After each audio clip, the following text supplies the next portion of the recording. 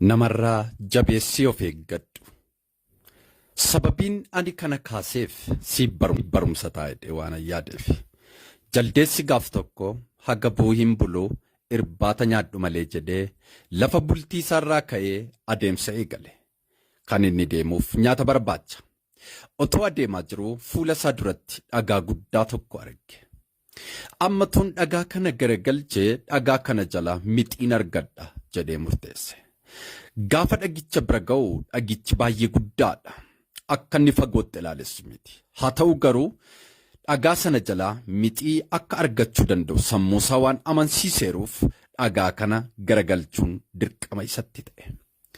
Dhagaa kanatti humna guddaa baasuu eegale. Dhagaa kana erga humna guddaatti baasee booda garagalchee fuula isaa gara dhagaan kun irra tureetti gaafa naanneffatu dubbiin faallaataa argamte.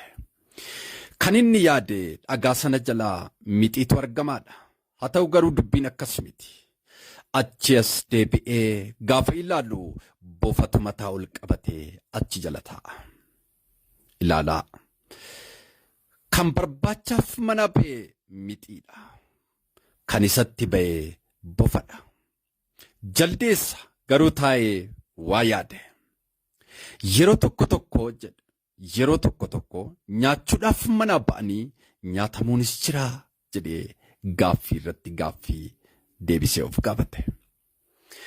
Kanaaf fallisaa mallisaa nyaachuu dhufeen nyaatamuu koorraa wanti kuyyoo bulee gaariidha jedhee dhagaa sana gara iddoo irraa kaaseetti deebise.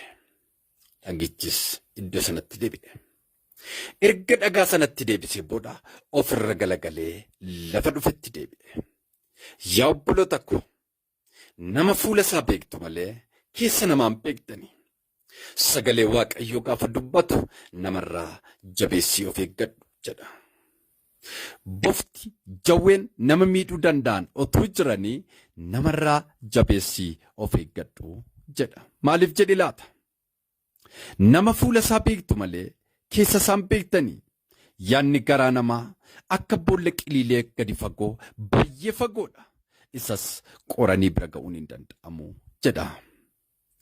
Kanaafuu ilkaan ilaaltanii keessa namaa isa summii jiru. Summii keessa garaa yaada namaa keessaa ba'u.